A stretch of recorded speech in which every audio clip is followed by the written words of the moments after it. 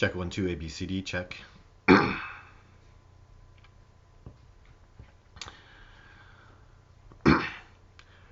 day, everybody. I'm Todd Standing. Welcome to another, what always turns out to be an excellent show because you guys that come online and have all these amazing questions and test me and push me always do a fantastic job. I talk about Sasquatch and Bigfoot, and people ask me fantastic and amazing questions. Hopefully, everybody can hear me okay. Actually, I know everybody can hear me okay, and there we go with our people. So it's all this show is all about all these amazing people that I have come on, challenging me and asking me amazing questions. I've worked with Survivor Man. I have Discovering Bigfoot, the documentary that was on Netflix until last week. It just got taken off. It did its 2 years on Netflix, and there'll be another one that I'll be doing. Hello, Amanda. Thanks for tuning in. And yeah, it's off Netflix. I'm disappointed that it's off Netflix, but that was my 2 years. I only get 2 years. And they'll be doing other stuff with it. I have a distributor, and they'll be putting it on TV, and we'll be hitting other markets and meeting new people, and it'll be expanding and going into new places, and eventually it'll just be up on YouTube, which is fantastic because that, in case you haven't heard me say this before, that documentary is for all of us that know Bigfoot is real. I'm not a Bigfoot believer. I know they exist, and I was just talking to people today. I was talking to a lady today from Vancouver Island who was telling me how I've seen a Bigfoot, and she's telling me that she's a believer, and you're not a believer. Don't say you're a believer when you've seen a Sasquatch. If you've seen a Sasquatch, you know they're real. You're no longer a believer. You know Sasquatch exists. So say you're a knower. Get that believer term. I mean, some people like as an example, Amanda is a believer. She hasn't seen one.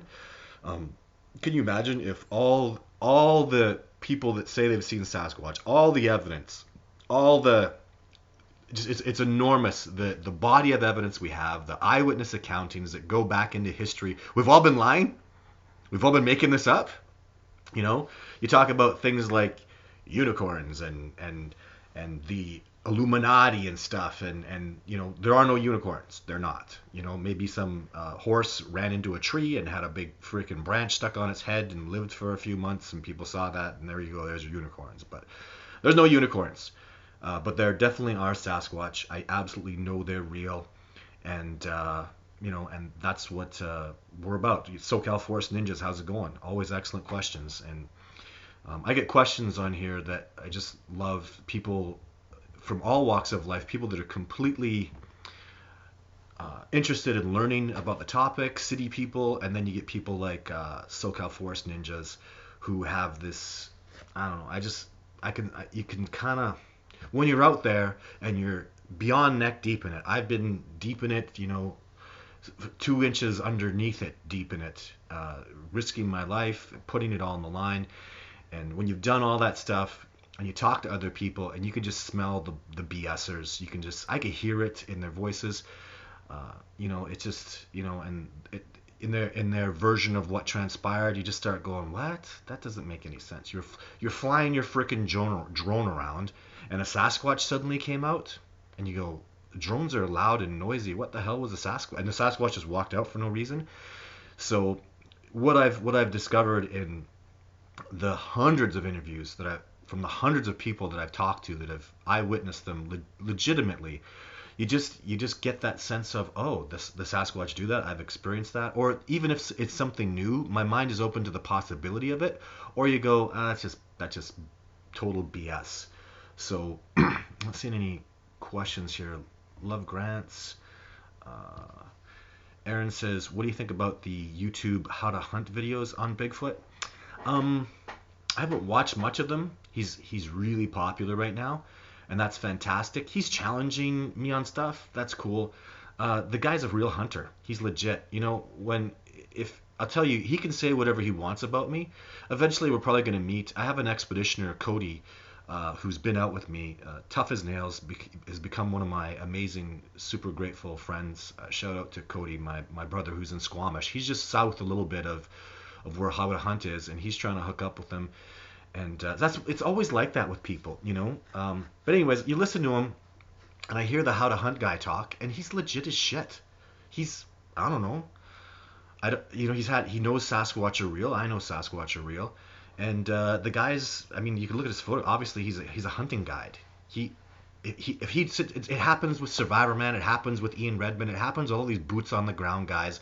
They meet me and they go, oh, and they see me track and they go, oh, and they listen to my stories and I listen to their stories and we get along. Like Survivor Man and I, we talked for 6 months or longer before we ever did a TV show together, and we had like a bromance, And it's not weird. It's just because I love survival, I love the wilderness, and so does he, and we see the legitimacy in what we do, and I'm happy. How to Hunt is, he's a totally I just so many things that the little bit that I've listened to him, I'm like, that guy knows his stuff. He's talking about this with a 3-year-old grizzly, and this is grizzly bears, and they do this, and you got to be worried about that, and the just the legitimacy, bullets and guns and wind gauges, and the guy's legit. So, and yeah, so he's he said some like it, somebody contacted me and said, How to Hunt said you shouldn't be charging for expeditions. And I'm happy. Hey, I like the fact that he brought that up because they don't charge for expeditions. Did you know that? Expeditions are pretty much freaking free because all you're paying for is the gas and the food and all the time in it. Like it's everything. I have to pay rent. I have to, I can't go to the power company and say, hey, I do Sasquatch research. Can I have free power? Can I have free rent? Hey, can I get free food? We're going on a Sasquatch expedition. Hey, can I skip the national park pass and the permits because I'm a Sasquatch guy? And they go, no, you pay. So you pay. So the expeditions are, it's a paid vacation. Think of it that way. And but when I really broke it down and realized, like, people, you're helping out with the research. You're letting the research move forward, and you're covering your own share. And there's nothing more fair than that. So the other day I saw, this is from Steven with a big last name. The other day I saw a video with you and Survivor Man. You two were describing how it was possible for tree structures to happen through the natural occurrences like wind and snow. Yes, a, a specific kind of, what do we call that? We call that blowdown. There's a name for that. Sorry, I'm not getting much sleep, but there's a name that we could just blow down, just natural blowdown from snowfall. Snow load. Snow load does a certain thing. It's when they're all doing it together and they all bunch up together. That's natural. When I show you a structure, the structures that I've shown on TV, there's nothing freaking natural about that. That was definitively made. That was either man-made, and I don't know how a human being or why a human being would make that, or it's made by Sasquatch. And I'm telling you, the two structures that were in my documentary and the structures you saw in Survivor Man, I know were made by Sasquatch. One of those structures in the radium episode, the little stupid structure that probably could have been done by a man, that was done by a Sasquatch. I know, I was there when it happened. So the screaming flare thing where I'm screaming at them to get away from me, and they're building structures and they're bashing trees right to, if this is, so I'm here and the road's here, sorry it's backwards, and they're in between me and the road. So if they're literally pushing me back in the wilderness, which was what was so scary about it, is it was like they wanted me to go back. And the whole time, normally they push me out. They want me to get out of their habitat. That's what you do. Like a bear will chase you off. A badger chases you away from its hole. They want to defend their territory. They don't push you back into their territory. And the whole scope of everything that happened after that is, they wanted me to go back. And, it's a big, long thing. There'll be a book about it. But there was a reason for it, and it made sense. And it just took time. A lot of things in life, especially with the Sasquatch, you go out and you get your ass kicked. And then you go think about it and you go talk to people about it and you go, oh, that's logical and reasonable. But at the time, it's scary and terrifying. And it's that's why I've heard about so many people. I knew this guy in Montana who was he was just he was a BSer. He was a city guy, or he thought he knew wilderness really well. He's some whatever. And he hooked up with a guy that's legit. And that legit guy took him out and showed him a Sasquatch. And then suddenly this Montana guy just disappeared. He saw a Sasquatch. It was all fun and sha-la-la. And then you see one and it's a whole different ball game. Because they're big, giant primates, powerful. And primates are, like gorillas are, they're brutally strong. And they don't take crap. And when they don't get their way, they beat the crap out of things. They're powerful. And the Sasquatch are no different. They're very powerful, very... I don't know, they're brutal. And even when they're being gentle, they're being nice to you and they're growling at you and I have, it's it's not like us.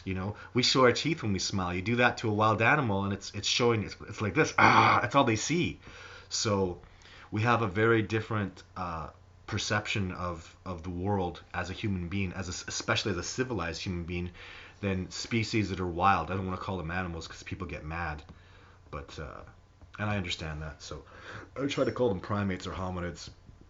I've always believed he existed, and we sound a little funny. I appreciate your comment, Frank, but it's they. It's not a he. When we start sounding like it's, I was just watching an old video of myself, and I was like, yeah, I called them the Bigfoot, and they're, I'd like to say Sasquatch now, but they're a breeding population, right? So, but he existed since In Search of in the 1970s, and I was 8 years old. So yeah, the Sasquatch, obviously. Yeah, I'm glad. And the In Search of was cool with Leonard Nimoy. So back when I saw that, I knew Sasquatch wasn't real back in those days. I was sure of it. So, and the Patterson footage was very interesting to me. But just the whole possibility of, oh my God, like how could a giant primate species live out there? And it's true. It's a miracle that they exist, and no wonder we have our detractors and people that are absolutely not gonna jump on board with this reality, because the problem is it's such a miracle. Sasquatch are real, and it's a hell of a miracle. It's one of the it's got to be the greatest mystery of our time. It's got to be, like maybe aliens are interesting, but I'm talking about like Earth, like planet Earth here on Earth. I mean, species do incredible things. You read the stats on whales, the way they'll travel thousands of miles and produce hundreds of liters of milk every day and without eating. And the things that, we just take it for granted. Bats are blind and they pick mosquitoes out of the air in dark using radar by making a sound and bouncing it back and perceiving it. I mean, you know how incredible that is? That is freaking incredible. So when you really learn about animals, you realize that the miracle of life is a miracle. Beavers eat wood, for Christ's sake. Don't tell me Sasquatch can't be out there eating pine needles and survive. You know what I mean? Like, there's a way we can. It's real. They exist. For me, I'm reverse engineering the discovery. I know they're real. So now when people ask me, I'm always reverse engineering it. Whereas someone else who knows they're not real, they're just making excuses why they can't exist. So, and then you see me having these debates and stuff. And like, I remember one PhD that Jeff Meldrum really doesn't like, this lady. He's talking about how it's a veritable desert in the wilderness, and you just can't, there's no space for a primate to survive. And I raised my eyebrows, and because, and Jeff's really upset about this, and he's got all the science and stuff, and he's got his perspectives, and I admire that. And then I go, primates have survived out there. We're primates. Human beings have survived out there. You ever heard of a Native American? Did you know he survived entirely off the land? Uh-oh. Right? Well, that doesn't count because why doesn't it count? Because he had spears? Because he made fire? So what? If you're a Sasquatch, you don't need a freaking spear. A Sasquatch can literally, when you're an incredible, like, our ability to be bipedal and climb it's an amazing trait. A lot of people say, well, it's bad, that our heart and genitals are exposed and it's more efficient to be a quadruped. But the Sasquatch take it to a level where they can fight a grizzly bear and whoop its ass. They do. I'm telling you, they do. I've been there for that. Those events have transpired around me. Grizzly bears are afraid of them. And then when remember too that a grizzly bear versus a wolf's going to get his ass kicked. But why are the wolves the apex species in the wilderness? And they are. They're the top species. They're the dominant predator. Why? Because of the pack. Human beings live together in groups, right? So now you put a couple Sasquatch together, you put a couple boulders in their hands. You take 3 gorillas and you put boulders in their hands, and a bear's not going to win that fight. Maybe one-on-one, but I'm not going to pull any bones about it. And this is just me based on my knowledge and experience. One Sasquatch versus a grizzly bear. I know this is a crazy statement, people, and I know a lot of people are going to shake their heads and go, no way. But a grown male Sasquatch versus a grown grizzly bear, and the Sasquatch just whoops its ass. It's an ass whooping. So, but even in the end too, it's just not something that's going to happen in nature. So, yeah. So, anyways, Steven says, I found Steve refreshing. and no BS. Helpful someday if you get together. I think personal opinion theory changes both reality of one another. Yeah, and I'm agreeable to that. So usually though, see, I'm controversial because I have so much. Steve and Jeff Meldrum and Survivor Man and John, all these guys, I realized Bob Gimlin taught me this when I was at the Sasquatch Summit, and Survivor Man and John Bitternagel and Les Stroud were all there. Stroud was there because of me, and so was John Bitternagel. So this was like a deal. We were at the Sasquatch Summit many years ago. And I'm getting all this heat, and everybody's embracing Survivor Man and Jeff and stuff. And Bob Gimlin comes up to me, and people are bashing me and talking because I'm so controversial and stuff, whatever. And I didn't really, it's just whatever. I just deal with it. And then he says, he tells everybody, like, you quiet, everybody, and he had something to say. And I don't know him. I've never spoken to him. And he goes, and he has a picture of one of my Sasquatch, and he holds it and he goes, I've seen a Sasquatch. I've been there to the filming of a Sasquatch. This is a Sasquatch, and nobody knows what it's like to be called a liar, to be called a hoaxer. And he points over at the great Dr. Jeff Meldrum. He says, you don't know. And he points over at the great and amazing John Bitternagel. He said, you don't know either. You've never been called a liar because you don't have footage. Nobody calls you a fake and a fraud, and I have been. And he's there, and everybody's loving Bob Gimlin. He's getting awards and lifetime achievements. Nobody has anything bad to say about him.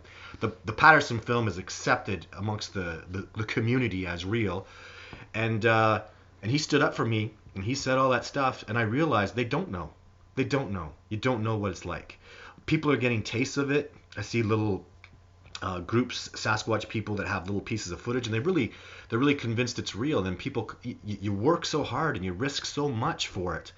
It's hard, man. I get people, I'm sure today somebody say, how come you aren't getting new footage? Are you goddamn kidding me? How come I didn't get new footage? I would think that would attribute to me telling the truth. As if I was getting footage every goddamn year, like on cue, no problem. Obviously I'm faking it. The fact that I haven't got new footage in, it's been 2 years since I filmed California Bigfoot, and then probably 2 years before, so 4 years if you don't count California, that I haven't been able to get new footage. So, I mean, doesn't that attest to the reality of what I'm doing? I don't have control over it, and the goals are different right now. So, can you tell us anything about Libby, Montana troop? Oh, Ryan, boy, you guys push me. I can't do it. I have big connections back there in that area, and I made a promise not to talk about that stuff, and I'd really like to. And that's such a hard question, but it's Sasquatch. Sasquatch or Sasquatch. What do you want to know the location? You want to know details of things? I'm not allowed to talk about that.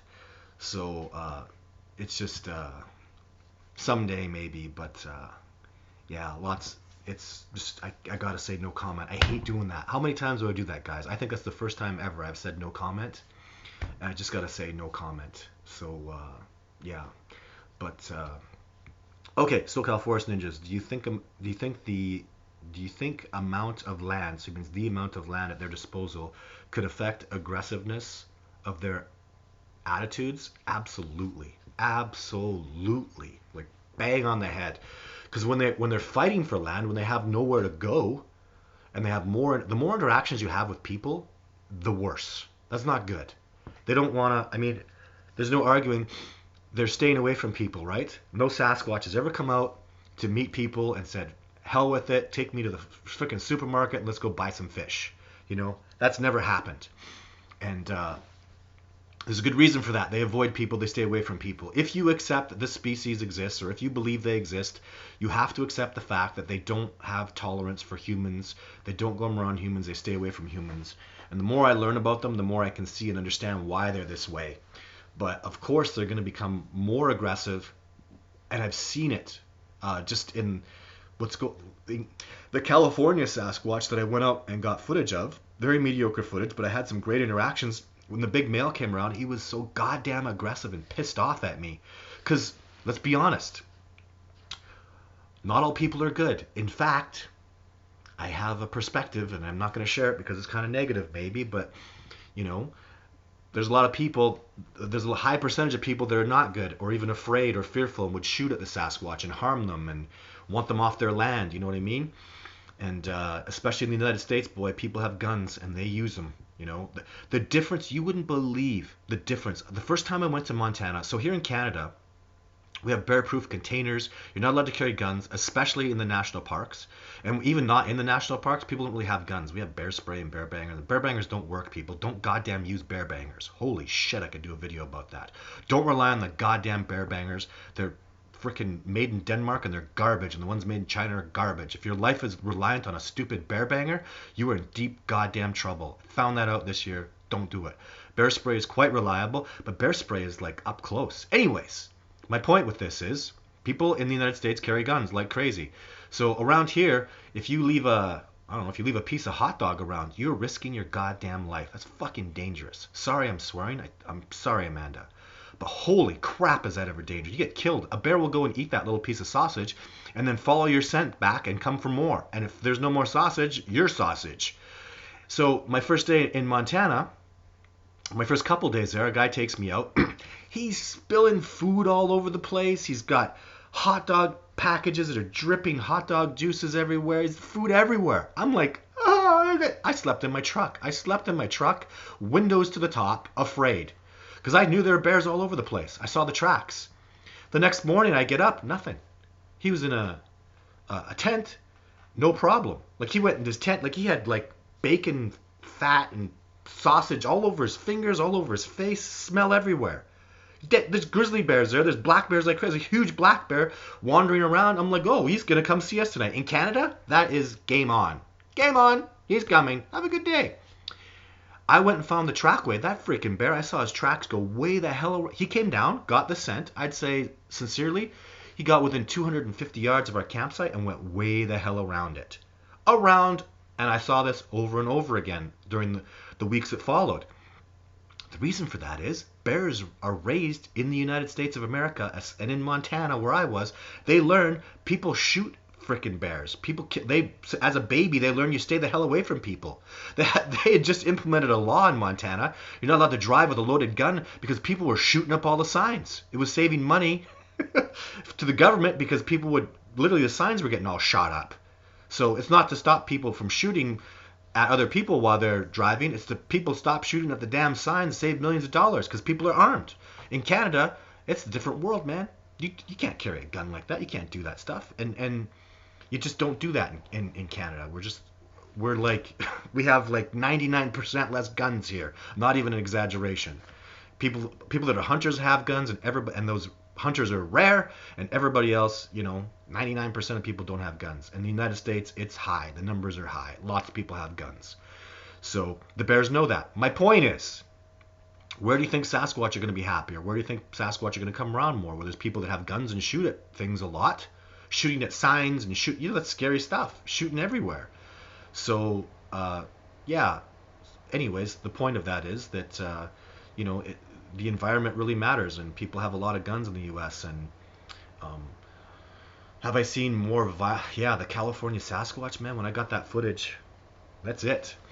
I'm not going back there. That Sasquatch will probably kill me if I go back there. So, and he's in a small area. He's a cooped up area. People are encroaching on his spot, and so yeah, there's going to be aggressive. If someone comes, let me ask you this: someone's coming and stealing your home, taking away your food for your family. What are you going to do?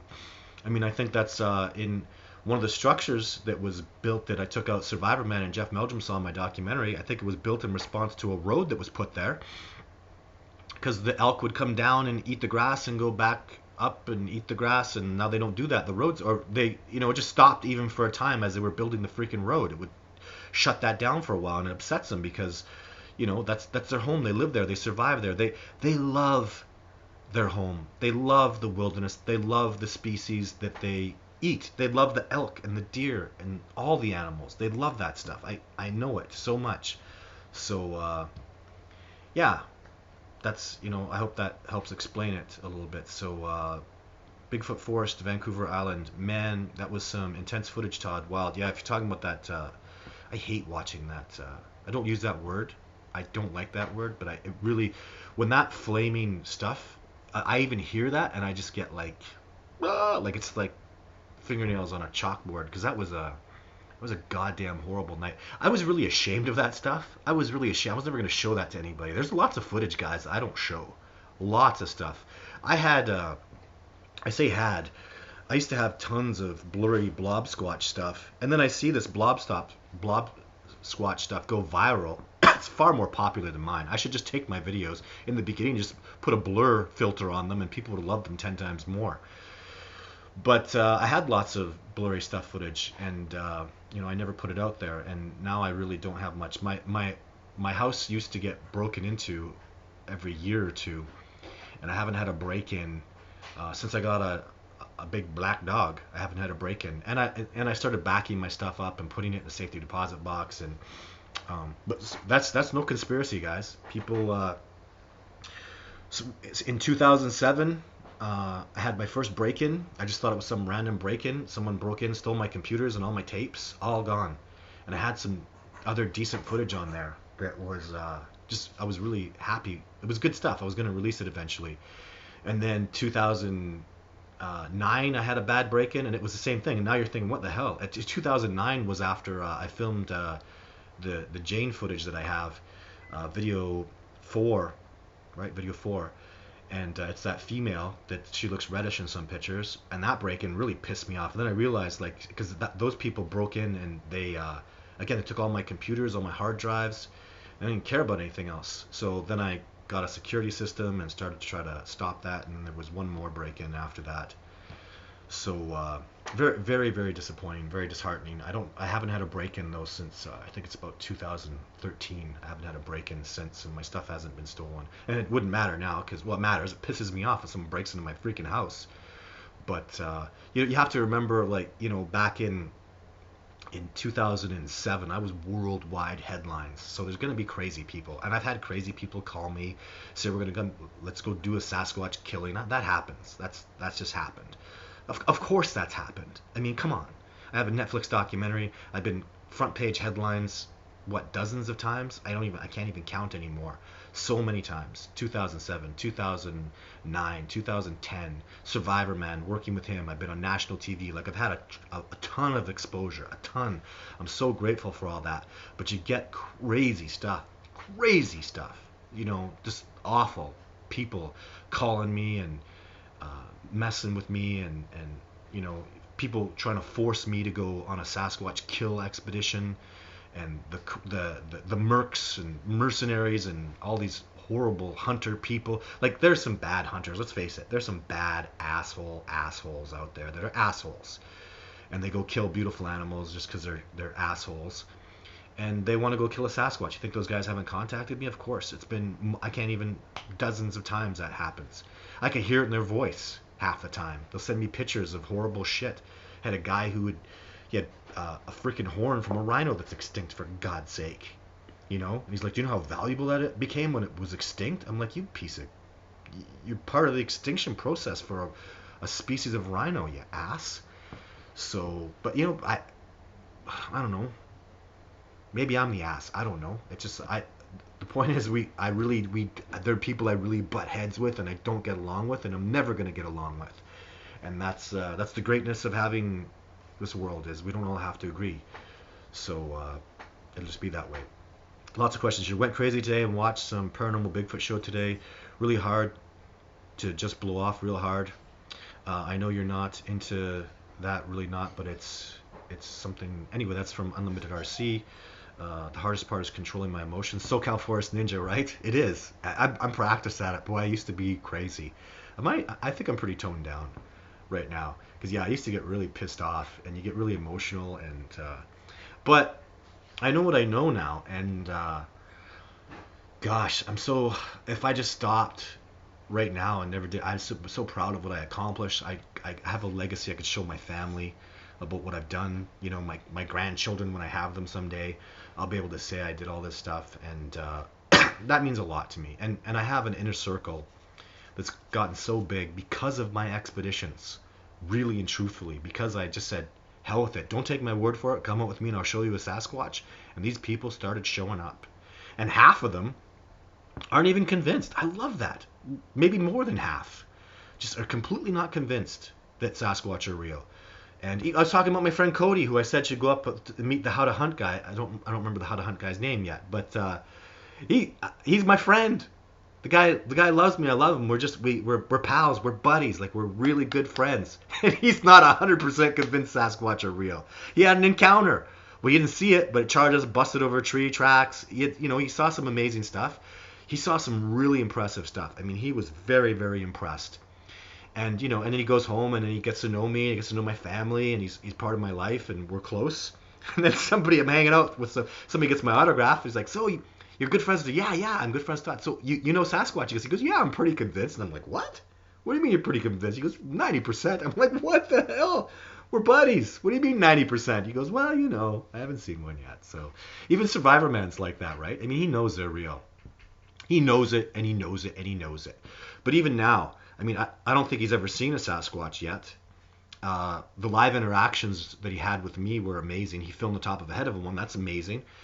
And he knows they're real, but he's got this thing where he's publicly said, I'm not going to say it till I see one.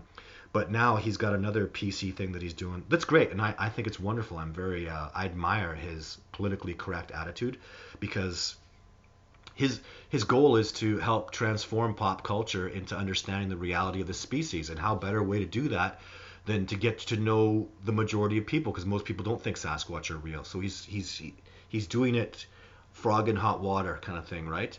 So he says there's something out there, and we got to figure it out. And there's no bones about that. Something is out there. What's making these tracks, and what are these people seeing and photographing, and what is this all? What's going on here? Why is all this evidence, the dermal ridges and now the DNA? What's going on? Something's out there, right? And if you're not gonna say at least that, if you're not gonna give us that something's out there, then you really need to take a look at the evidence, because something's out there, people. Something's out there, and that's what else is there to say? Something's out there. You're not fooling the natives. You're not fooling me. You're not fooling Survivor Man, John Brennan, or Jeff Mellon. It goes on and on. You're not fooling these people. These are brilliant, incredible people, amazing, and you're not fooling them. I found really big nest igloo structure, end of winter at Clark Reservation.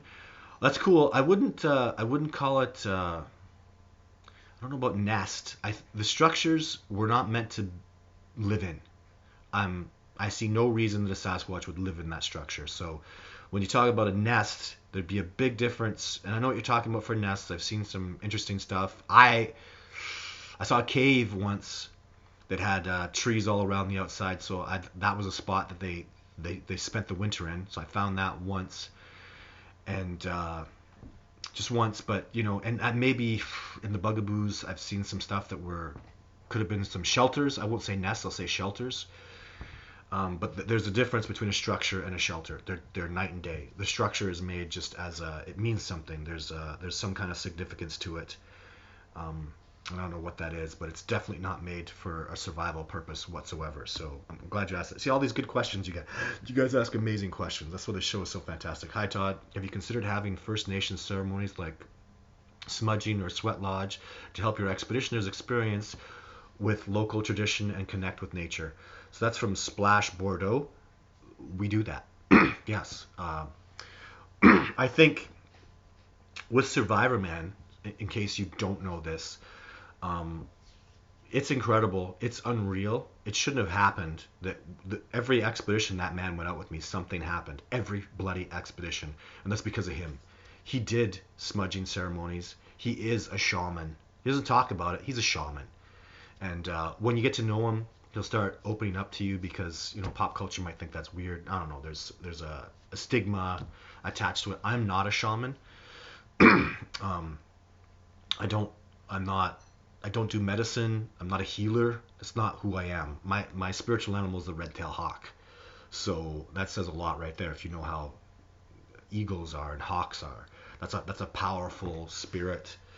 And I have a lot of passion. I'm not not angry by any means, but I have a lot of passion. And well, maybe if you if you're doing something bad and you're hurting something, I guess I will get pissed off. So if I see you do something that's bad, if you're evil, I'm gonna stand up against you, and I'm gonna call a spade, and I would die to stand against tyranny. So but not a healer. I've always found that I've been very attracted to have healers around, and Les Stroud he's a shaman. He's got that beautiful. He would smudge the cameras and everything, smudge all our equipment, then we go have great success. So I'm just and maybe I should be doing that stuff more. I just had a really really hard year personally with a horrible family situation, but I need to get all that stuff going on, and that's really important. Those ceremonies are immensely important to me. So yeah, and I've had a couple women, survivor men, and then a couple women that worked with me that were very ceremonial like that, and it's good stuff, guys. It's important. It's very respectful. It's connecting to nature.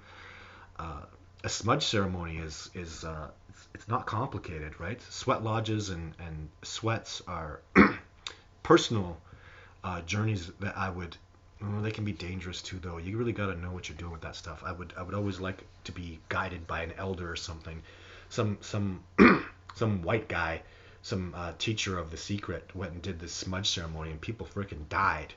So it can be dangerous. You don't do that stuff unless you know what you're doing. So give some freaking respect for the native people that do these things and have been doing them for generations. They know what the hell they're talking about. Don't go start teaching stuff when you're no master.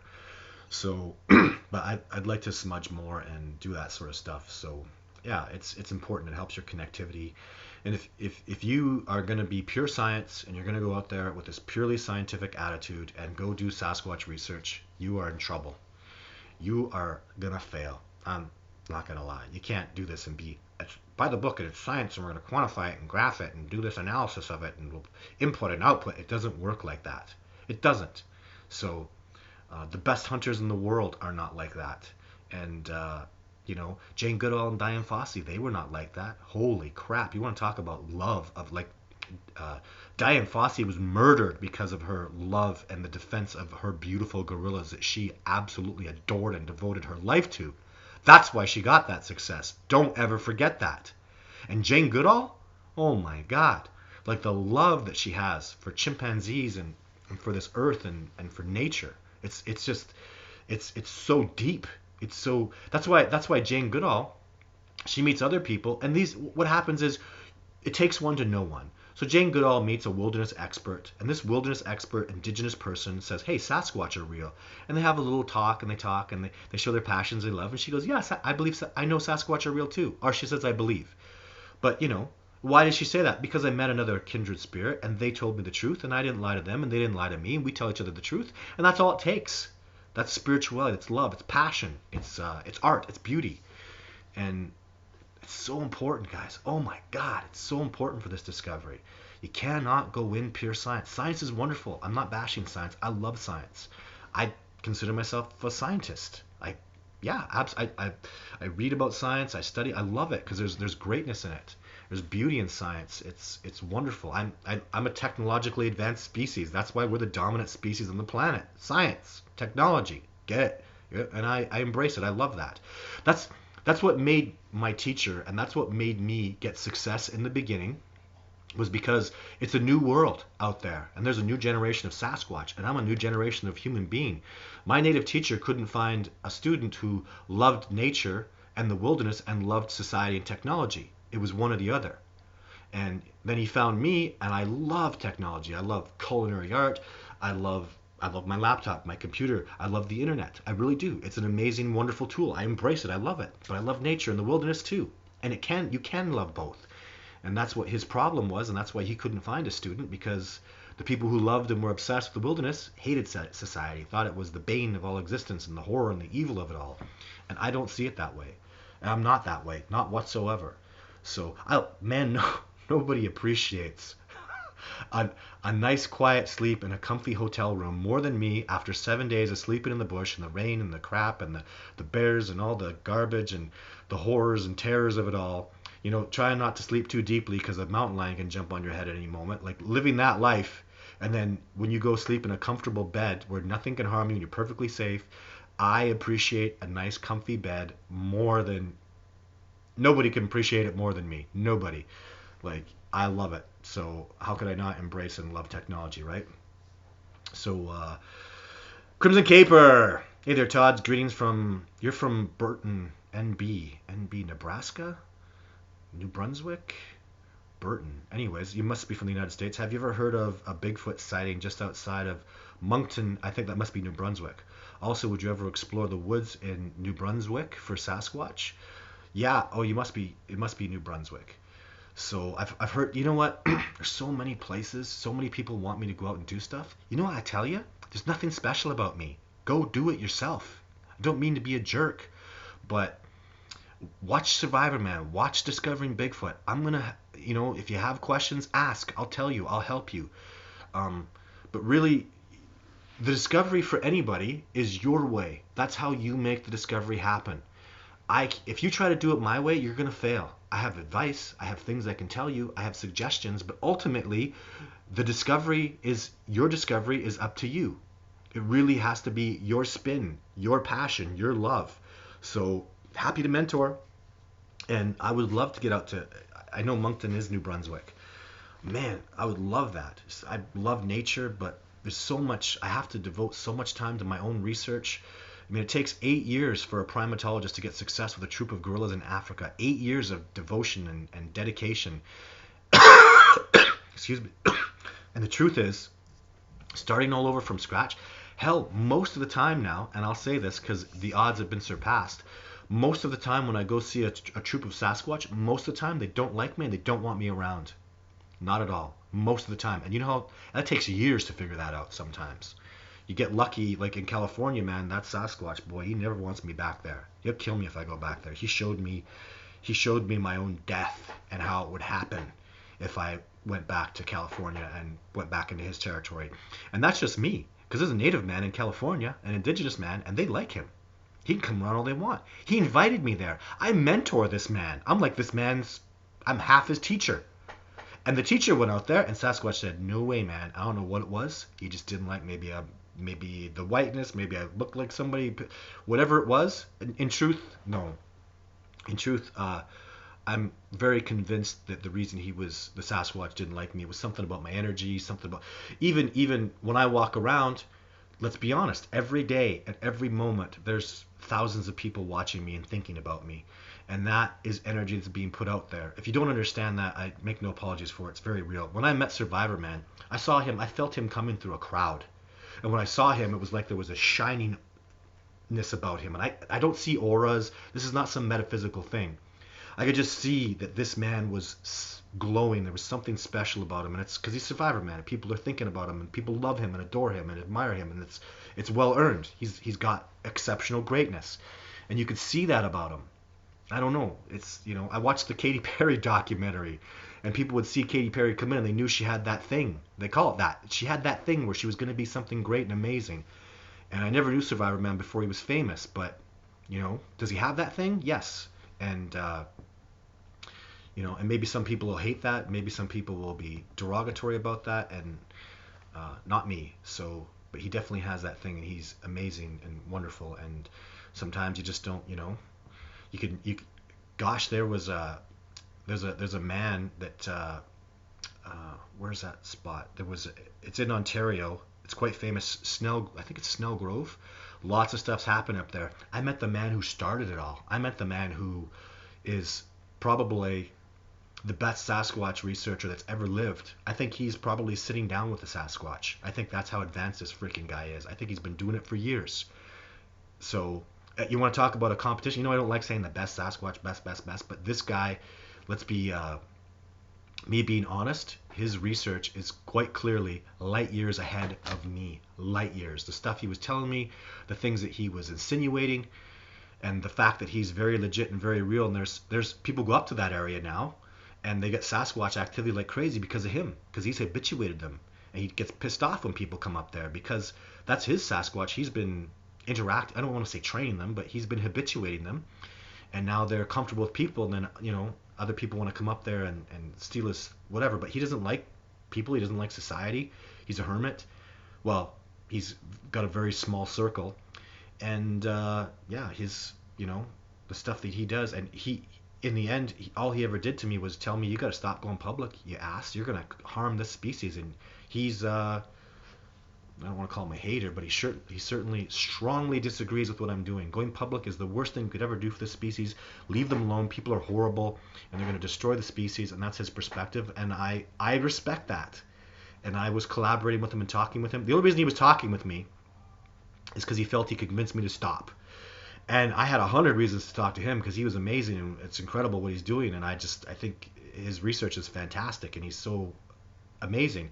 And eventually he just realized I remember the last conversation I had with him. He said, "You're just never going to quit this, are you? Like you really believe in society and people, and you think that the knowledge of them is going to make it's gonna be good." And I'm like, "Yeah, I really believe that." And he's like, "Goodbye," click, and he won't talk to me anymore. So you know, that's why I tell you, train an apprentice. Yeah, it's hard to find an apprentice, isn't it?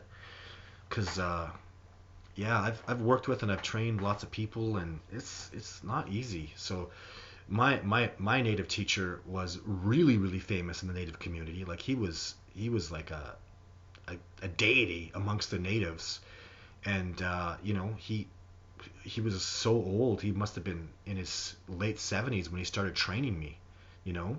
And he's all that. He has sons all over the place, tons of children. I think he has like 30 children. I mean, he was like a rock star back in the 60s or 50s or whatever it was. And yeah, none of his sons took up his way, and it was quite sad. But it's to think your sons. He had sons who wouldn't learn his teachings and wouldn't connect with nature the way he would teach, and it's disgusting to think that stuff is being lost. It's very scary, guys. Like Survivor Men did this. My favorite Survivor Men show is Beyond Survival, where he talks about he's going out and working with the masters of survival before they're gone. He's going to learn their ways before the past gets left behind. That's really happening for real. So the world is changing, and it's that breaks my heart. John Bitternagel. There'll never be another John Bitternagel. Never. I could never fill his shoes. Just in the sense even that just the way he was so wonderfully, he was just such a gentle man. And I can't be like that. I'm not built that way, and I've never met anybody like that. Even Jeff Meldrum. Jeff Meldrum is a one of a kind. There'll never be another Jeff Meldrum. He is he's another gentle, wonderful, good-hearted man. And appreciate him, guys.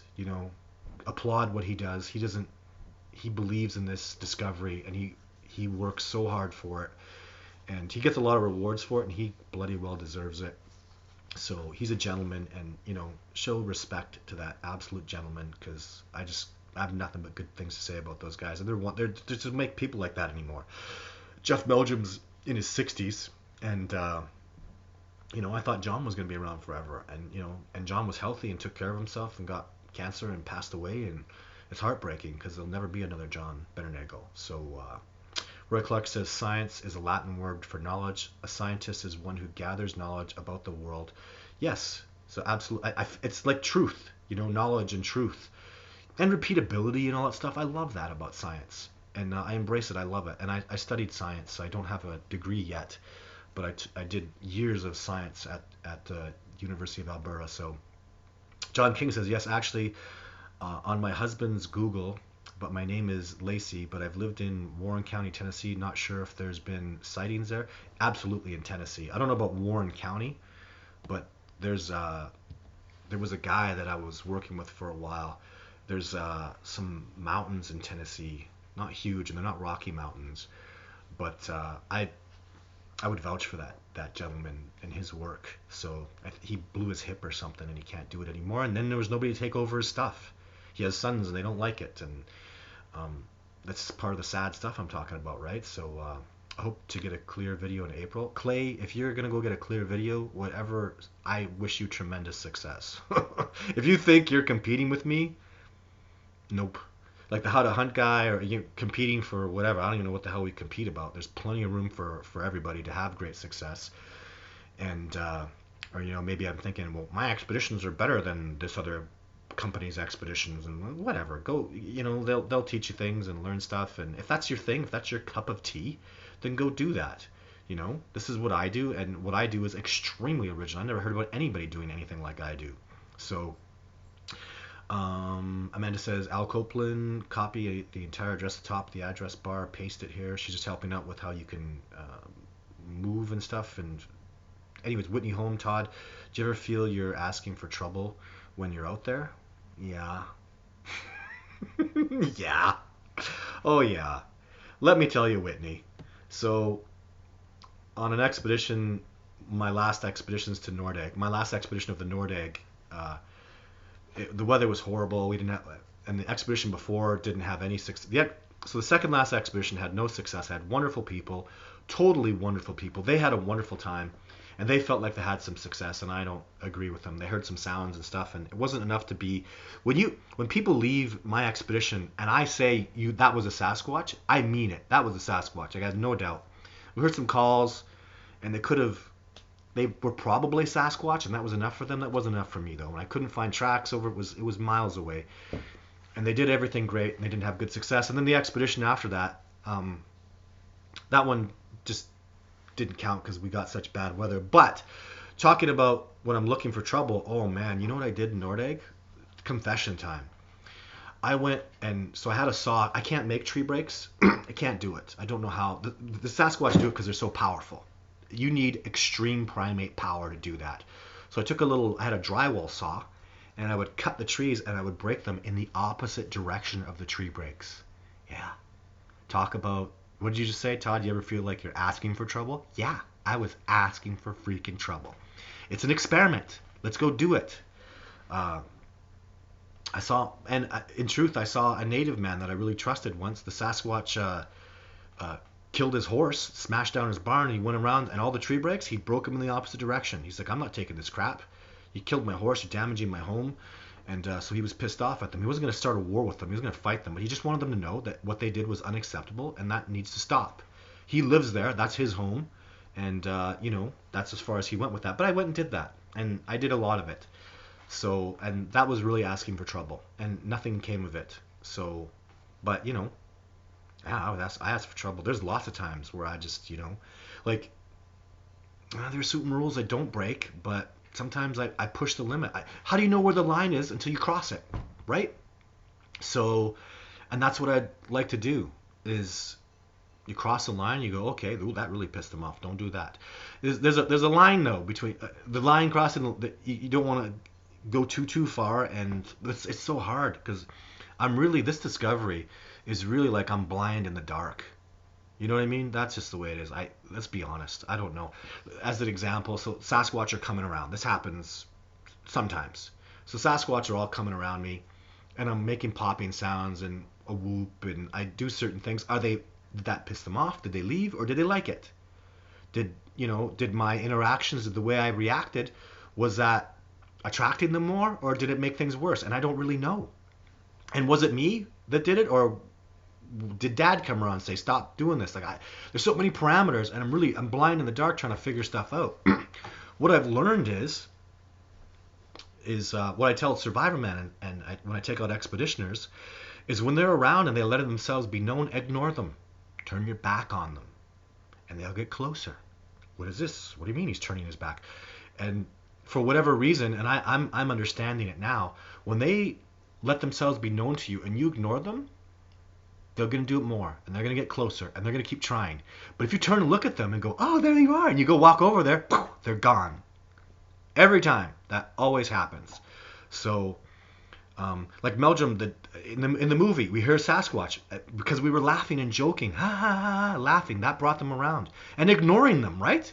I'm not paying attention to the woods. If you're out there with a freaking spotlight and you're looking in the bush, they're never going to come around for that. And actually, the Sasquatch will prove me wrong. They will. But that is not how I've ever seen success. And I get a lot of freaking success. So my numbers are 98% in the don't shine a flashlight, don't stand there looking in the wilderness, and don't be freaking twitchy. What was that? Don't do that. They're not going to come around. The best thing you can do, so a Sasquatch comes around, and you go, right, he's over there, and I turn this way. I turn away from him, right? He's going to get closer. This is what happens. So, and there will be exceptions to this rule, but I guess even an exception that day. What happened with Meldrum? So I don't. This is not even in my documentary, because I was working with a woman at the time who is now not a colleague or friend of mine. Much to my disheartenment. She was a member of the family. I was very hurt that our relationship fell apart. She was friends with my son, friends with my wife, and anyway, it fell apart. Just people do that. People are awful. We're just terrible. The relationship fell apart. Anyways, so I couldn't put her in the documentary. But what happened was this brave woman. She's from California. She's a very athletic, strong, brave woman. She was my partner for a couple years, and the Sasquatch, for her, she's a woman. She's, beautiful. She's clearly a female, feminine, gentle, all that kind of stuff. And he's been watching her for weeks. So this Sasquatch is coming out, smashing in the woods, and Meldrum and Betternagel are doing exactly. I tell them, you guys stay there, because this is between Sonia and the Sasquatch. This is the day that they're going to make a connection. This has been a long time going on. So he's puffing out his chest and bang. I can't see him, but actually I did see glimpses of him. You could see movement in the wilderness, little shadowy signs of him. But he's smashing trees and he's stomping on the ground, and Sonia's going, hi, and she's talking to him. And so I'm behind her, just right behind her, maybe a couple of yards behind her. Not even, I'm right behind her. But anyway, she's walking out there. She wouldn't go up by herself, and I have my gun and everything, but my gun is holstered and it's not coming out because I won't point a gun at a Sasquatch. I'll die. Anyways, and he's intimidating and he's scaring her, and she's so brave. Holy crap, was she ever brave. But about 10 minutes into it, I could see her from behind. She's swaying like this. I looked down and I could see her knees were just shaking like this. And I'm like, that's enough, Sonia. And because she kept moving forward, and the Sasquatch was just scaring the hell out of her. And she was so brave. Anybody who's going to say, well, you good? No, that was enough. It was good. What she'd done was perfect. And he wanted to break her, and he broke her. He wanted to scare her. That was the point, and she's scared.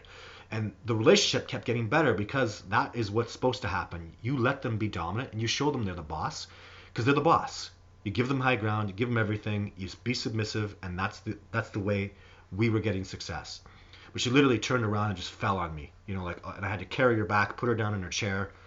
And then that's when Meldrum saw the Sasquatch. Is that Sasquatch? He stood up. He goes, now what? I go look. So he goes out there, and John was quite in shock. And, it was shocking for John. It's a shocking thing. There's a Sasquatch over there. That was John's first day. It was Jeff's third day. So anyways, Jeff's looking with his night vision, then he sees a Sasquatch. And Jeff just, mind got blown. Totally mind blown. He saw a Sasquatch. He heard it out there. He heard, it was literally like there was a weird communication going on. Like Sonia would go, hi, and he would get really mad, and she'd go, easy, calm, I'm your friend. And she's talking like a gentle, beautiful voiced woman. And then he would calm down for a second. And then he'd get worked up again, and she would calm him down. So this thing was going on. It was amazing. It was totally amazing to watch. I've seen it quite a few times happen. But anyways, so that's that's how this discovery goes. And these are, if you don't understand, you're dealing with a timid species that is gonna disappear at the first sign. When you break the first rule, when you deceive and lie and cheat, or you damage that, you try to build a relationship. The moment you botch that relationship, poof, they're gone. Survivor Men talks about it, and they will be gone, and you will never see them again. They will avoid you like you're the Black Plague. So very unforgiving for mistakes, for the most part. So that's the way it is. I saw I saw one of that. I was there, a tree. I don't understand that. The reality of another species frightens a lot. I saw somebody say, Jay Walker say, I'm too scared to go out by myself. Don't you dare go out by yourself. Don't do it. Oh my God, please don't go out by yourself. And if you must, make sure you have a tracking device, and that the Garmin, I think it's called a Garmin. I have one. It's an emergency tracking device and stuff, and take good care. But don't do it. Don't go out by yourself, for goodness sake. We're pack. We are a dominant species because we're pack species. We're a community species. Please don't go out by yourself. And if you do, make sure you have a high degree of survival skills and know what you're doing and cover your bases, because this is dangerous stuff, guys. I never want to hear about somebody who heard of Todd Standing and was inspired by me and went out by himself. Don't do it. I've risked my life way too many times, and it was foolish in the beginning. I made mistakes. Don't do it. Don't do that. So I got lucky a lot in the beginning, and Maybe luck had to do with it. I don't know, but I don't do luck anymore. I plan and I organize, be very intelligent. It's not a game. The reality of another species frightens me a lot because it diffuses their opinion that we are the kings of our humanity. Hmm. Interesting comment. Um, Kings of our humanity. Yeah. What's exciting about this discovery is that they're the masters of the wilderness and they have a lot to teach us. And we are from the wilderness, believe it or not. Believe it or not. At one point, we were wild. We were part of the wilderness. We didn't have technology. Um, that's. I'm a scientist at heart. That's. I. I. I know in evolution. I know the bones are real. That's where I come from. If that offends you, I don't make any apologies for that. It doesn't offend me that you might think that the Earth is 5,000 years old and that we came from two people. That doesn't offend me. You can think that. You have the right to your opinion. The facts and the science are.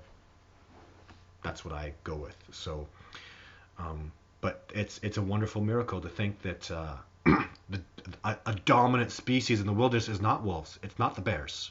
They're not the apex predator. It's another primate. Isn't that exciting? To know that there's an indigenous primate that doesn't have technology. It's like an us that's bigger, stronger, faster, better equipped for survival in the wilderness. They have the body fat composition, the hair, and it's hair, not fur, to survive.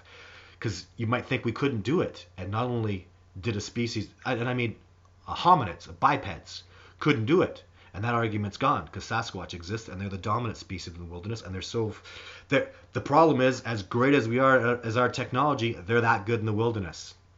And if you don't appreciate and admire how well a deer hears and smells and the incredible sensory perceptions that a wolf has and the way a hawk can see a prey from miles above, like if you don't appreciate the incredible miracle of nature, you can't get on this. You can't just get it. Atar, my friend, thank you for coming on board today. Atar is a boots on the ground expeditioner, colleague, friend of mine that had a wonderful, amazing expedition with me this year, and he will be coming out next year for sure. In the woods, they are king and control their domain. Yeah, they remember that they're not versing nature. They're not. Don't think that it's them versus they survive within it. It's nature is their blanket that protects them, and beyond that, it's everything to them. It's life to them. The land and the species are life to them. That's how they survive, and it's a beautiful, wonderful thing.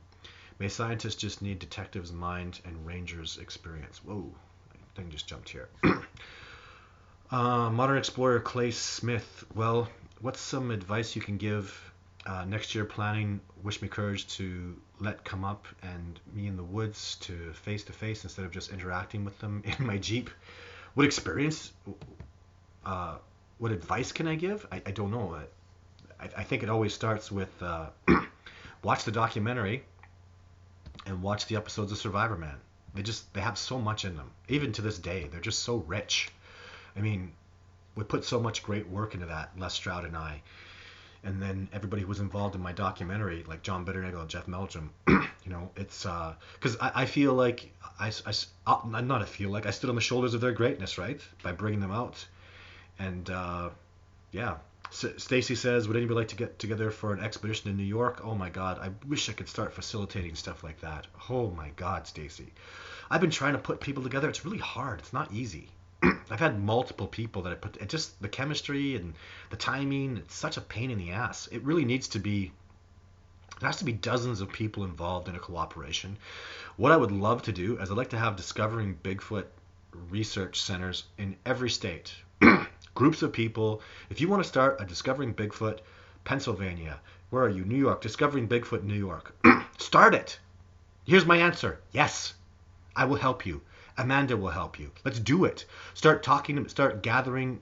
Use all that I have. All the power that I have is not mine, it's yours. Share. I cooperate. You get ambitious. You want to go kick some ass, Stacey O'Brien? You know what? You're going to meet somebody, it's not going to work. Like it's going to be, I'd say 1 in 10 people will actually mesh with you and be a good cooperative partner. So if I give you one person, it's 90% unlikely to work out. You need to work at it. You need to start kicking some ass. And if you need my documentary, get my documentary, show it to people, put it on a little USB stick, share it like crazy. Get out there and use it if that's what you need. If that's a tool you want, please use that tool. So I would love to expand, and I get all these things, and I'm even trying, like as an example, I think it's Nathan, he calls himself Rio from Utah Sasquatch. That guy did great work. He kind of disappeared. Now he's coming back. I'm trying to contact him. I want him to be Utah Discovering Bigfoot. It doesn't have to be Discovering Bigfoot. I think this is all about the discovery of Sasquatch. It's a discovery process. If you want to call it something else, I don't think that's a good idea. I think it's good. It's to the point, and it would help you move forward because you could take the branding of everything that we've worked for, Survivor Man, Jeff, all these people that have been involved with me. Take that branding and use it. Say, this is the Discovering Bigfoot research in Utah. Use it, work with it, build it, make it happen. Amanda will help you. Do you understand? And I'm telling this to people, and are people gonna? Most people won't show up. And I've done this I've given this option to many people, and there's excuses and BS, and it's so hard. And I intend to expand and grow and do that stuff. I want to do all that stuff because if I could hook you up, Stacy, with somebody in New York State, and you guys could. There was a guy in New York State that was working with me. I couldn't believe he used to be a trapper. And I couldn't believe the conversation I had with this guy. The Sasquatch were doing all these wonderful things to him, and it was scaring him. And I'm like, that's dude, they gave you a gift. Oh, I thought it was like he was warning me. No, man, he took it wasn't a rabbit, it was whatever he was trapping, and put it over by his vehicle. Because he missed the trap. Like he was doing his trap lines, and he saw a Sasquatch, got scared, went back to his vehicle. Well, the Sasquatch, he heard it running around him because the Sasquatch took the other animal out of a trap and put it in his vehicle and said, hey, don't forget this. He was like, it's like he was warning me. He was like telling me he was going to kill me. I was like, no, that's one of your trapped animals. Yeah? The Sasquatch loves you, man. And I talked to him, and he says, I don't know about this. It scared me. And then he hung up on me. He was a monthly supporter. And then a month later, he sends me an email, calls me back, because you know what? I was talking to some other people. I think you're right. Damn, bet your ass I'm right. He goes, I want to go back there. I go, you should go back there because you love the wilderness. I can hear it in the way you appreciate and you love nature. Trappers can love nature. Why not? They do. You'd be surprised. Trappers have a love and appreciation deeper than it's incredible. But anyways, the Sasquatch loved them. The Sasquatch are hunters. You know what I mean? They have to be hunters. They survive. They kill. They love the deer, but they eat the deer and kill it. If you don't get that, I can't explain it to you. But so the point is, and then, I didn't have anybody to help him, and I tried to get people to help him. He didn't want to go out alone, and that guy was in New York, and I don't have any way to even I've been trying to get a hold of him. His number's disconnected, and he doesn't answer my emails, so I can't help you, Stacy, with that. But anyways, the point is, if you want to go big, let's go big. You want to talk big talk? I'm listening. You want to go big? You got some big ideas? I'm the guy to talk to. I don't like small talk. You won't hear me bitching about gas prices. You won't be here. I don't do politics and stuff like that. I mean, that's important stuff, but that's not me. You want to talk politics? Go. That's not me. You want to talk about making this discovery happening. You want to talk about the discovery of the century, of the millennium, of how you can make Sasquatch happen. I'm listening. Do you get it? I'm listening. People have made that. Discovering Bigfoot, the movie, happened because a man called me one day. He saw me on Finding Bigfoot. He said, that show was bullshit. My brother's a filmmaker. We see how they deceived you. We see how they lied. They took cutaway shots and made it look like you were saying. We saw all that. I'm upset, and I think your footage is real. Let's do this. And he called me, and he funded me, and that's why the movie exists. I didn't pay for Jeff Meldrum to come out. He did. I didn't pay for John Mitternagel and all that. You know how much money that cost? We actually paid Jeff Meldrum. He got money to come out in my documentary. Do you think I did that? I didn't. I worked for it. I took time off. I spent money on that too, but I didn't pay Jeff Meldrum. Somebody else did. And then my documentary, we spent hundreds of thousands of dollars doing it. It just basically is out there for, my distributor gives me gas money. I get the gas money back. The cameras and the equipment and the blood and the sweat and the tears, all that stuff. Someone sits down and writes a book in a safe little house and they get paid for it. I go out there. I mean, there's gonna be a book one day. I've halfway written them. I can't find a freaking distributor that's real and legit. I mean, I've had the Penguin Books was dancing around me, that the agent for Stephen King, and I was taking that seriously. But like I was just talking about Stacy, 90% of the time it falls through, and you wouldn't imagine the people and the deals I've had, and it's ongoing. If you have an idea, if you have a deal, if you got some big talk, don't tell me that I should put out game. I get it. The game cameras. I did that. Don't ask that question anymore. It's the same bloody Eminem. You hear him, the same goddamn question, the same goddamn question. I want to hear answers. I want to hear big talk. I want to talk about getting this done, guys. Let's get this done. You know what I mean? You know what it takes? The one thing that I have that's special about me, I have the balls to say, let's go do this. I don't want to talk about it. I'm not going to sit by the campfire and have a beer. The Sasquatch are out there. Let's go. Let's go get in the bush. And sometimes it doesn't take that. It takes other kinds of intestinal fortitude to ask the question, to say, hey, you don't believe that? Why don't you go challenge this guy? Why don't you go talk to this guy? Survivor Man had the balls to come to me and say, one way or another, I'm going to be famous because I'm going to prove you're a fraud and a hoax, or I'm going to prove you're real. One way or another, Survivor Man's coming, and you're not going to fool me, son. I'm going to get to the truth. And I stood back and smiled and said, let's go do this. And he turned his head sideways, and he started listening, and he started watching, and he figured it out. So there you go. Clay Smith, you're in Tennessee.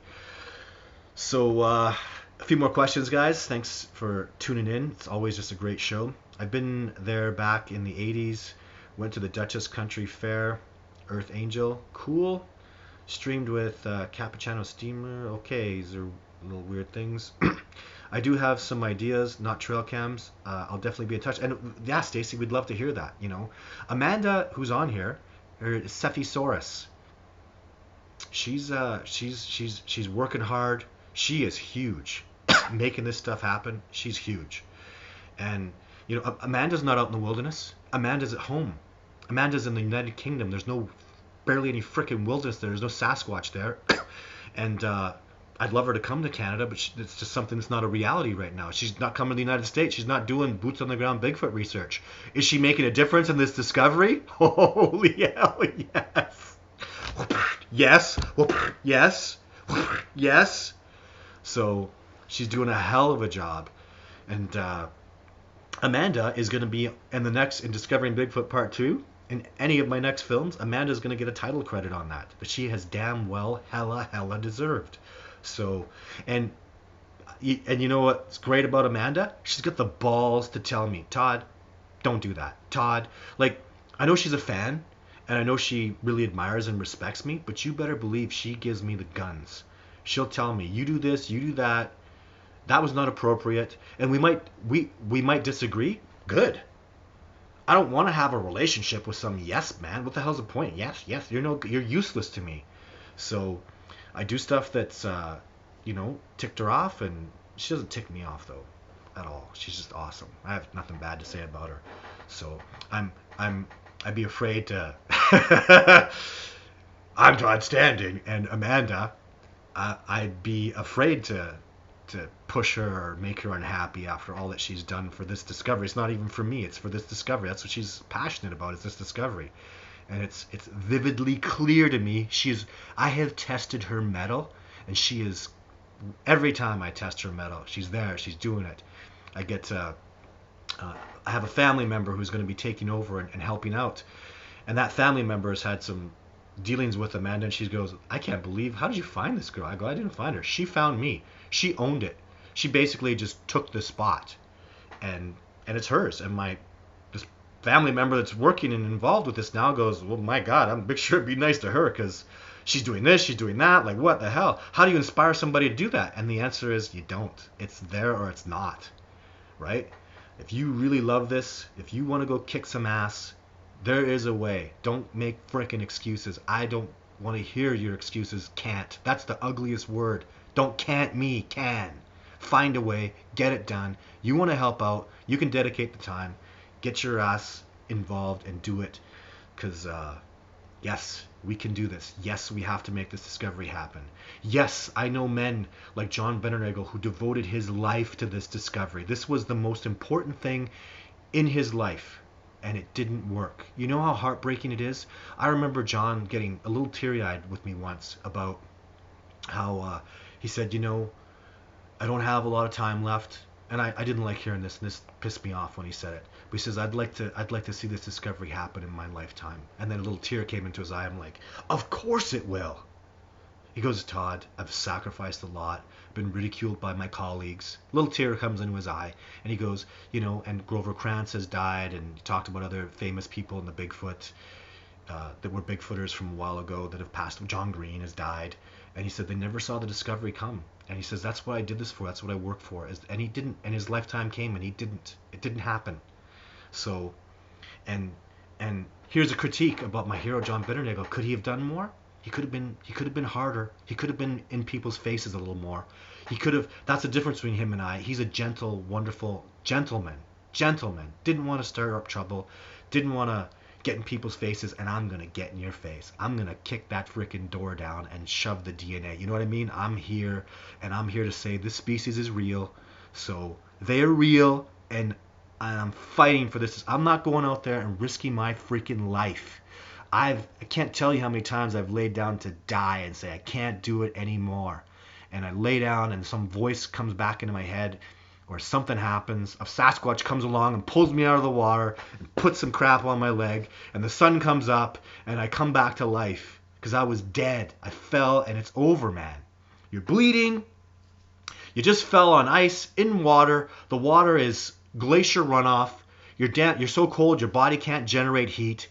Your leg just quit, and believe me, I didn't want to fall. When I fall, no food in my stomach, starving, no bleeding, no energy. I tell that leg, you work, and it says nope, and you fall, and you're done, and it's over. I remember my face hitting glacier water and going, dead. This is the end of me. There will be no more me. A miracle happens. I get pulled up. The next day it's sunny. I'm moved out of that water. This is I should be dead. And I could tell you half a dozen other times where I just was dead. It's over, man. How to Hunt, talking about that guy, about his bullet. That's the story I saw from him. The bullet that didn't work. How he should be freaking dead, Because when you hunt big grizzly bears and you're out there with the black bears and the mountain lions and the moose and all that, moose will kill you, man. You ever heard of the word gore? So you got to be brave to do that stuff. And love and passion will put you through it. But yeah, so that's the reality of this, guys, is we got to be brave to make this discovery. And that's my piece, Greg Allen. Yeah, there's I've talked about it quite a few times, where just the Sasquatch have saved my life 2 times. I would be dead if it wasn't for Sasquatch. Being out there and doing research, I've talked about it in lots of my stuff already. Most of these fans have heard it. So yeah, 2 times Sasquatch have definitively 100% saved my life. The stuff, Survivor Man, I'll tell you this. What happens behind the scenes when the cameras aren't rolling, the footage you didn't get, you get 10 times more off camera. It's always that way, and I understand that now. Because you can't have the cameras rolling at all times.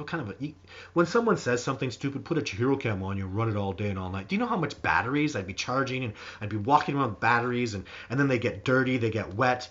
You go from a hot spot to a cold spot, condensation gets on the lens, and then the Sasquatch walks out, and then boom.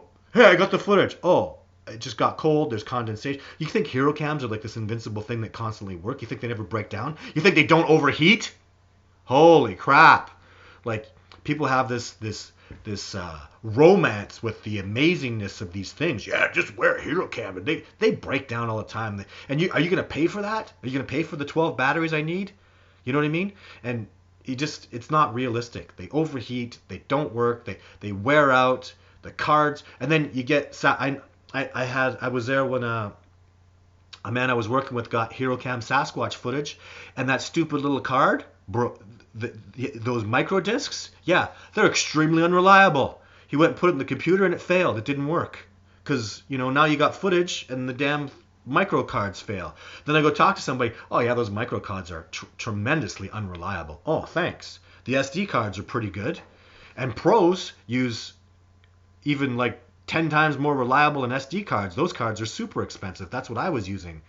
But then, stuff breaks down. Like, guys, come on. you have your little stupid romances with stuff. Like, come on. Even those freaking trail cams, holy shit. Like, what the hell? They fail.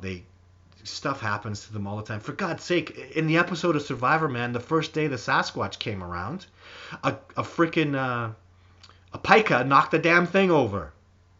And then there were people so stupid saying that I trained that pika. People actually said that. Oh, you trained a rat. It wasn't a rat. It's a pika. We don't have rats in the mountains there. But you can see a little creature come up on the camera and knock it over. And that night the Sasquatch came around. And you got to go, what the hell? But that happens all the freaking time. You wouldn't believe how many. Because like a bear will come and sniff it and knock it over.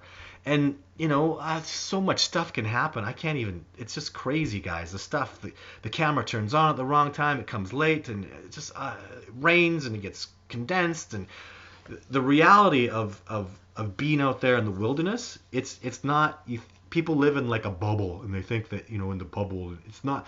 Wilderness stuff is a whole new world. Believe me, your equipment and gosh, I had the Survivor Man and I had this Sony cam that's weatherproof, and it's a tough camera, a really great camera. But I mean, it didn't last very long with Survivor Man and me. It's the toughest camera I've ever had. So #1 toughest camera, but you know, the video was the camera in the freaking water and kicking it around, throwing it. Yeah, 2 weeks of that and it don't work no more. Wow, give it credit. It was 6 months. I couldn't believe that. Look at this GoPro headband. You know, I actually had a Sasquatch come up behind me and do some stuff and go away. And then this was in Montana, and then the guy walked around with a camera that he had like on his back recording for months. He give up after a while. That's like a once in a lifetime thing, you know. So that was the only time that ever happened. And just there's the reality. You guys have your romances and your bubbles. Some people do, and I just laugh and smile because. And then I talk to people like that's, you know, that's why I talk to Survivor Man and we laugh. We go, can you believe that guy just said that? Walk around with that hero cam on 24/7. Do you know how much work? Like it's just you obviously haven't used a hero cam for 8 hours, obviously, because and remember too, hero cams don't work in low light. Hero cams, gosh. I actually have footage of a Sasquatch at, I don't know, say about 50 yards. Hero cam right on my chest. Recorder in my hand. Everything's perfect. Boom. Recording it. Smiling. I have that. It's useless footage. It's garbage. One of the worst pieces of footage I've ever had.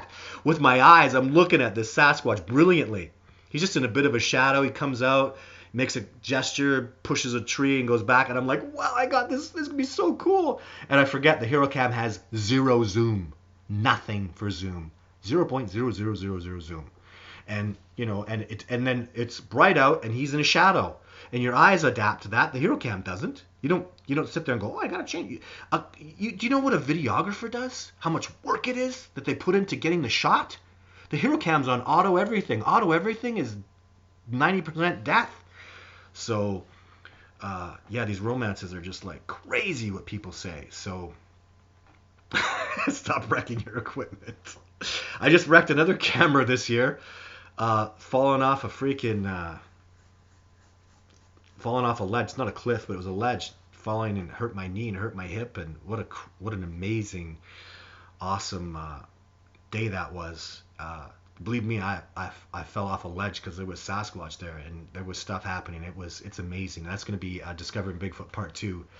So yeah, and hopefully my knee heals up. My hip's okay, so my knee still really badly hurts. But yeah, I have only one camera left. So and this is I still have my cameras from the Survivor Man 2014. I still have. He gave me a camera, and then I had one that I earned working with him. And yeah, so it's hard on equipment. What'd you think, Willow Creek, Todd? The film from 2013 that Bobcat Goldwyn directed. Oh, yeah, it directed who, by the way, is a big Sasquatch believer. I don't think I watched it all. I know Boggy Creek was pretty cool.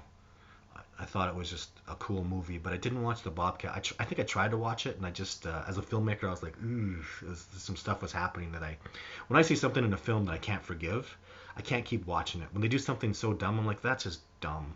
If they write something dumb or they do something really, remember, honest guys, like, I can't even watch. I love Liam Neeson. I'm a huge fan. He did that wolf movie where the wolves are attacking him and hunting him, and I'm like, what the swear word? Like, that's horrible.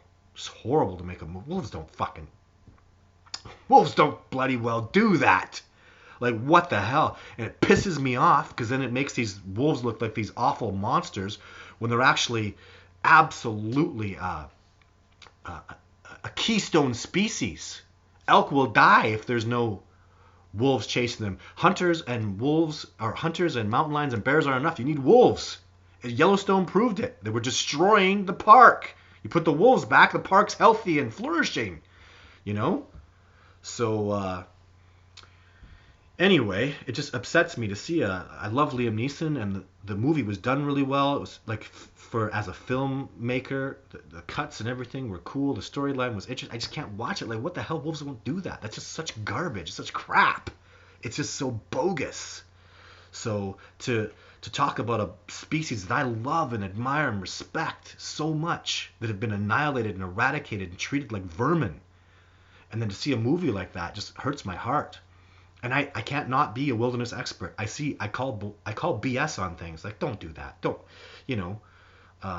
It's hard for me to even watch those things because it's like, what the hell, you know.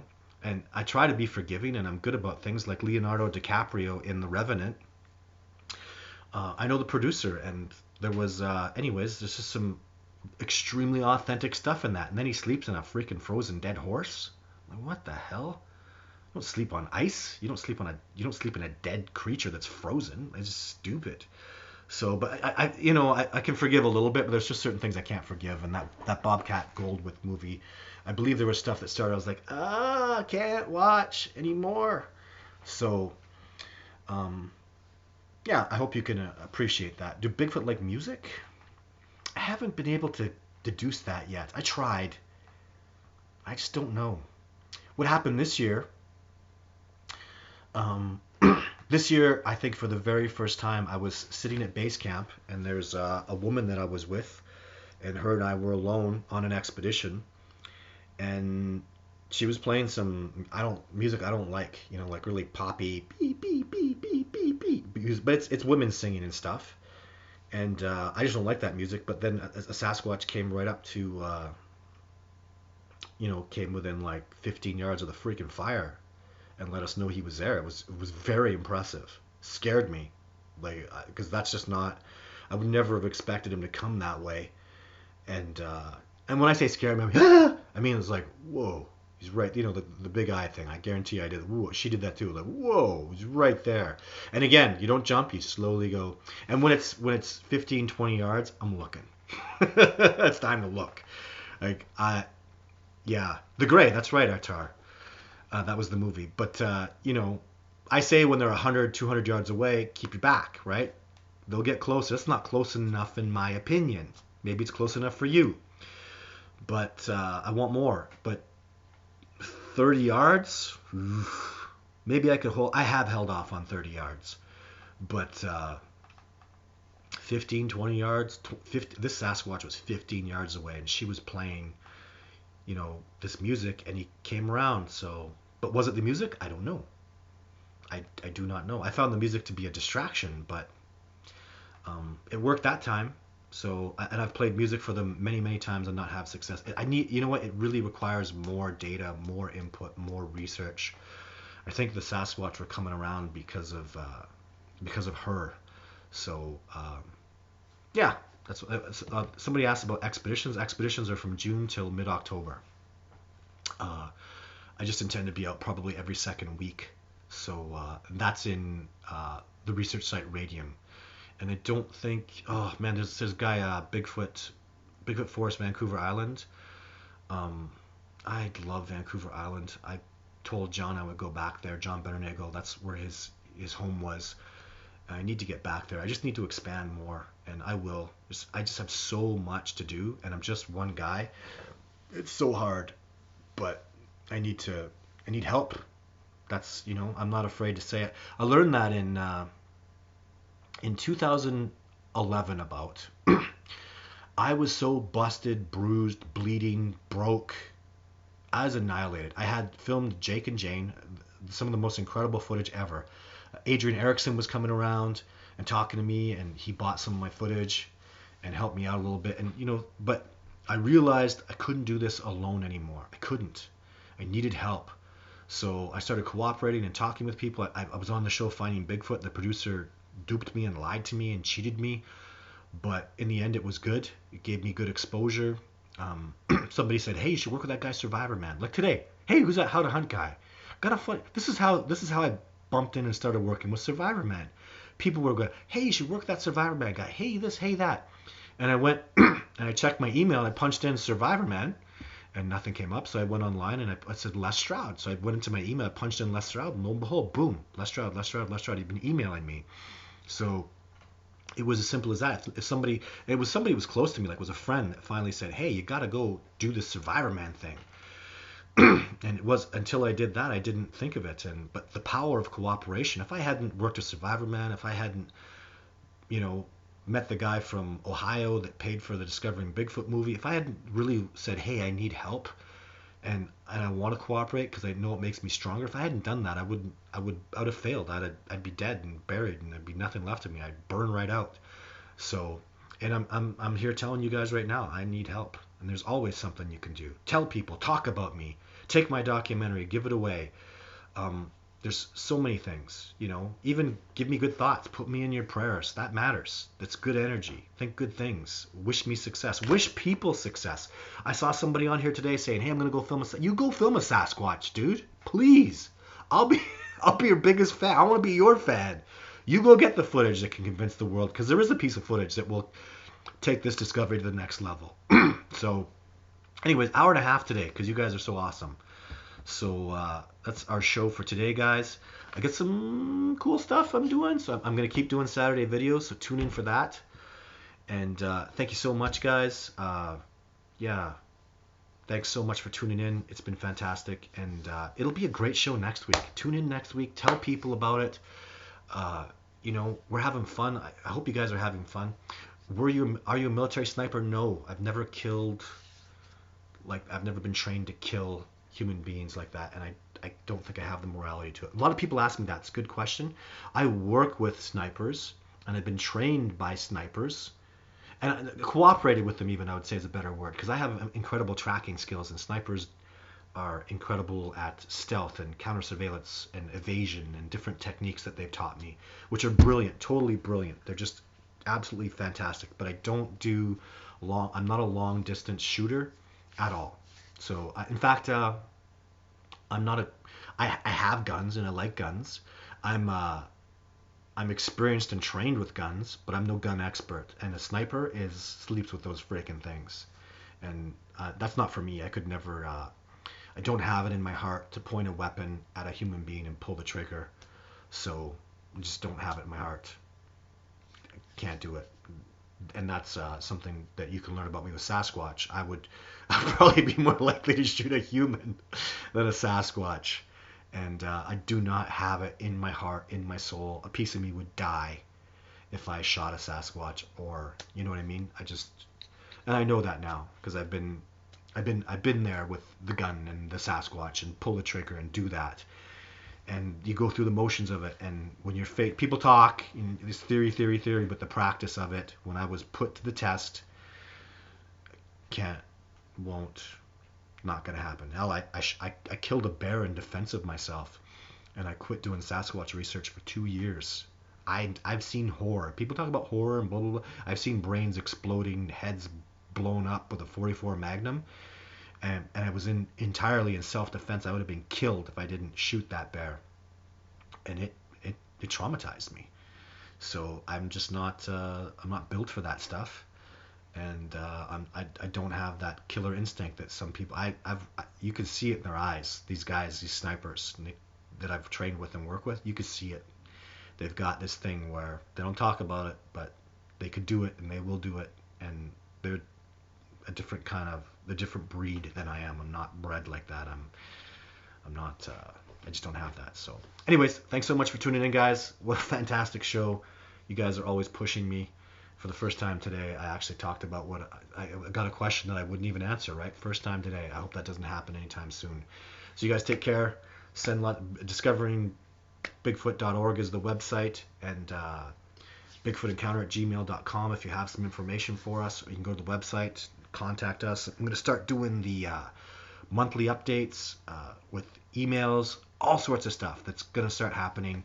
I'm getting organized and putting it all together while I make a documentary in post-production. Believe me, I'm working my ass off for this discovery, guys. Working my ass off, and it's not going to stop. I'm very passionate about it. I just can't quit. I have to keep moving forward. So otherwise, it's all for nothing. And I really appreciate your support so much. Thank you so much. And you guys take care. And what's next Wednesday? Just real quickly. Oh, next Wednesday, it's the 25th. So we're not going to do the show on Christmas Day, guys. Yeah. So we're going to take Christmas Day off. Maybe I'll do the show on Monday. Huh.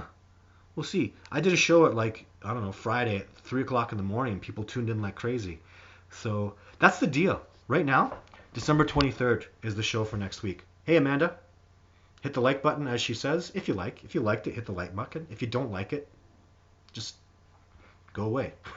I'm not your cup of tea. If you like it, though, please do hit the like button. But let's do the 23rd, guys. So we're definitely not doing a show on Christmas. There's no freaking way. December 25th is the coldest, darkest day of the year. The sun has hit its absolute low. And my family and I celebrate that wonderful, cold, dark day up here in the Great White North.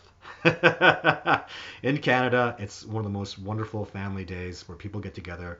I really hope and wish you a Merry Christmas and all that stuff, because I'm not going to be doing the show on the Christmas day, but we'll be here on Monday. You can set your clock to it. Same time, same place, Monday. And you guys take care. And, of course, and then what's after that? Let's talk about that real quick. Oh, my God. We're going to start doing a Monday show because, holy crap. So is this correct? Yeah, the 25th is a Wednesday. That's Christmas. And New Year's Day is a Wednesday. So crazy. I'm still doing videos, though, guys. So we'll figure it out. I think, yeah. So I'll tell you we'll do that Tuesday. We'll do that Monday. So I'll be back in just a couple days, and I'm going to stop talking now. You guys take care, and thank you so much for making this a great show.